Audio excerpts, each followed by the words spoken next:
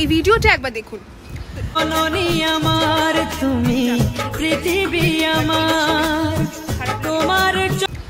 মানে মানুষের বাড়িতে তার পোষ্য কুকুরেরও জায়গা হয়, কিন্তু দেবদেবীর জায়গা হয় না। মানে ভগবানকে ডেকে আনা হয় না, পুজো করার সময় তার অনেক মন্ত্র পাঠ করি, অনেক কিছু তার কাছ থেকে চাই, কিন্তু পুজো হয়ে গেলে তাকে জাস্ট ঠেলে ফেলে দেওয়া হয়। বিসর্জনটাও ঠিকভাবে লোকে করে না, আর গাছের গোড়াতে ভগবানকে রেখে দেওয়া হয়।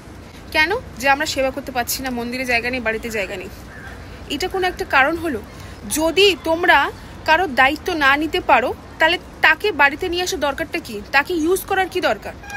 আমি বুঝতে পারি না। সবাই দেখি ভালো মানুষ সেজে ঘুরে বেড়াচ্ছে সোশ্যাল মিডিয়া, তাহলে খারাপ মানুষটাকে এই কাজগুলো করছে কারা?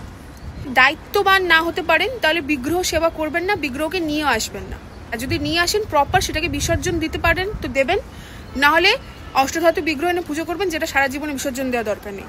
গাছের গোড়ায়, নদীর ধারে ভগবানকে এইভাবে পড়ে থাকতে দেখতে না একদমই ভালো লাগে না। তো জানি না কতটা সচেতনতা আপনাদের মনে আমি জাগ্রত করতে পেরেছি, বাট এই জিনিসটা ব্যক্তিগতভাবে ভীষণ খারাপ লাগে। ভিডিও ভালো লাগলে প্রত্যেকটা মানুষের সাথে শেয়ার করুন। প্রত্যেকটা মানুষ এই জিনিসটা জানা দরকার, বোঝা দরকার। যার একবার প্রেম সে হরে কৃষ্ণ বলে একদমই ভুলো না।